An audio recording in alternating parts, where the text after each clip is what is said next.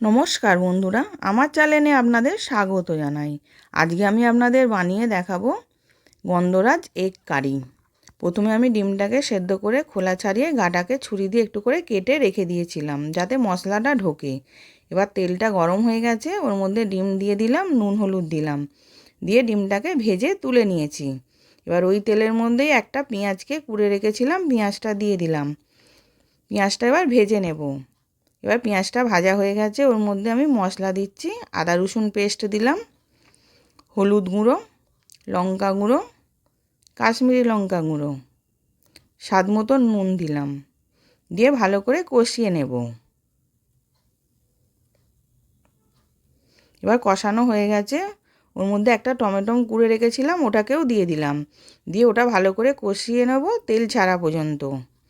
এবার তেলটা ছেড়ে গেছে, আমি একটা গন্ধরাজ লেবু নিলাম, নিয়ে স্ট্যাপারে করে কুড়ে দিচ্ছি। সবুজ অংশটা যাতে যায়, সাদাটা না যেন যায়, সাদাটা গেলে তেঁতো হয়ে যাবে। এবার ওটাকে কুড়ে দিলাম, দিয়ে এবার ওটাকে একটু মিশিয়ে নিয়ে এবার আমি জল দিয়ে দেব। এবার জল দিয়ে দিলাম, গ্রেভিটা ফুটে গেলে আমি ডিমগুলোকে ছেড়ে দেব। এবার গ্রেভিটা ফুটে গেছে, আমি ডিমগুলোকে দিয়ে দিলাম, দিয়ে ভালো করে মিশিয়ে নিচ্ছি। এবার আমি গ্যাসটাকে বন্ধ করে দিয়েছি, দিয়ে গন্ধরাজ লেবু আধখানা চিপে রস দিয়ে দিলাম, আর গন্ধরাজ লেবুর পাতাও দিয়ে দিলাম, দিয়ে ভালো করে মিশিয়ে নিচ্ছি। এবার রেডি হয়ে গেছে, আমি নামিয়ে নেব।